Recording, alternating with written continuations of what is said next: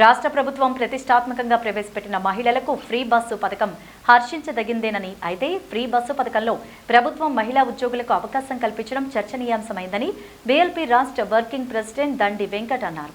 నిజామాబాద్ జిల్లా కార్యాలయంలో రాష్ట్ర ప్రభుత్వం ప్రవేశపెట్టిన మహిళలకు ఫ్రీ బస్సు పథకంపై స్టూడియో 18 న్యూస్తో మాట్లాడారు. వేలల్లో లక్షల్లో ప్రభుత్వ ట్రెజరీ నుంచి వేతనాలు తీసుకుంటున్న మహిళా ఉద్యోగులు బస్సు టికెట్కు డబ్బులు చెల్లిస్తే నష్టమేంటన్నారు. సామాన్య జనం అవసరం ఉన్నప్పుడు మాత్రమే ఫ్రీ బస్సు సౌకర్యాన్ని వాడుకుంటున్నారని, సామాన్య జనం ప్రతిరోజు బస్సులో ప్రయాణం చేయరని, అలాంటి సామాన్య జనానికి బస్సు సౌకర్యం కల్పించడం సమంజసమేనని, కానీ ఉద్యోగరీత్యా రోజు కార్యాలయాలకు వెళ్లే మహిళా ప్రభుత్వ ఉద్యోగులు ప్రతిరోజు ఫ్రీ బస్ సౌకర్యాన్ని వాడుకోవడం వల్ల ప్రభుత్వ ఆదాయానికి నష్టమేనని చెప్పారు. విద్యార్థులు రోజువారీ ప్రయాణంలో కొన్ని ఇబ్బందులు ఎదుర్కొంటున్నారని, విద్యార్థుల కోసం ప్రత్యేకంగా బస్సులు ఏర్పాటు చేయాలని, అలాగే బస్సుల సంఖ్యను పెంచి అందరికీ అందుబాటులోకి తేవాలన్నారు. ఆర్టీసీకి అయితే చాలా మంచి అంటే గవర్నమెంట్ వాటికి సంబంధించిన నిధులు విడుదల చేయడము, మహిళలు చాలా పెద్ద ఎత్తున మరి ఈ బస్ ప్రయాణం చేయడం కూడా అభినందించదగిన విషయం.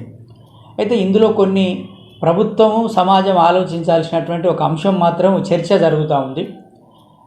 ఇది ఏంటంటే కొంతమంది ప్రభుత్వ ఉద్యోగులు కూడా ఈ బస్సుల్ని ఉపయోగించుకుంటారు. ఎందుకంటే ₹1,00,000 70,000 జీతం ఉన్నటువంటి వాళ్ళు కూడా, ఉదాహరణకి గవర్నమెంట్ టీచర్స్ వాళ్ళు కూడా ఈ ప్రభుత్వ బస్సుని వాడుతున్నారు.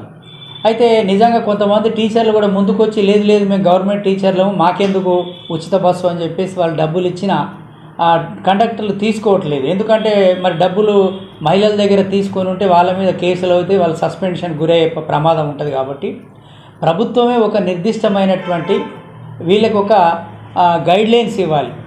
అంటే ఎవరికి ఇవ్వాలి ఉచిత ప్రయాణం, ఎందుకంటే ఈ యొక్క స్కీమ్ అనేది చాలా మంచి స్కీము.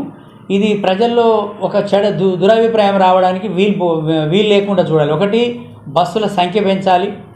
రెండవది, పురుషులు మొత్తం స్త్రీలే ఉన్నారు, బస్సులకు అసలు లేవు. ఇంకా పేపర్లలో వచ్చిన దాన్ని బట్టి పురుషులకు ప్రత్యేకమైన బస్సులా లేకపోతే గతంలో స్త్రీలకు మాత్రమే అనేటువంటి విషయాన్ని వల్ల బస్సుల రిజర్వేషన్ని పురుషులకు పెట్టాలన్నా అనేది ఇది పెడితే ఇది ఒక ప్రపంచ రికార్డే అవుతుంది. ఎందుకంటే ఇంతకాలం స్త్రీలకి ఇబ్బంది ఉండేది. అయితే ఇక్కడ స్త్రీలు పురుషులు అనేది కాదు, సమాజంలో బ్యాలెన్స్గా ఉండాలనుకుంటే ఇక్కడ ఎవరైతే ఉద్యోగస్తులు ఉన్నారో పెద్ద ఎత్తున ఉద్యోగాలు పొందుతున్నారు, సిటీలో కానివ్వండి లేదా గ్రామాలకు మండల హెడ్ క్వార్టర్లో టౌన్లోకి వచ్చేటువంటి వాళ్ళు, వీళ్ళందరినీ కూడా ప్రభుత్వం ఆలోచించి ఈ ఉద్యోగస్తుల్ని మినాయించి సాధారణ ప్రజల్ని, మహిళల్ని ఈ బస్సు యొక్క ఫ్రీ బస్సు స్కీమ్ని కొనసాగించాలి.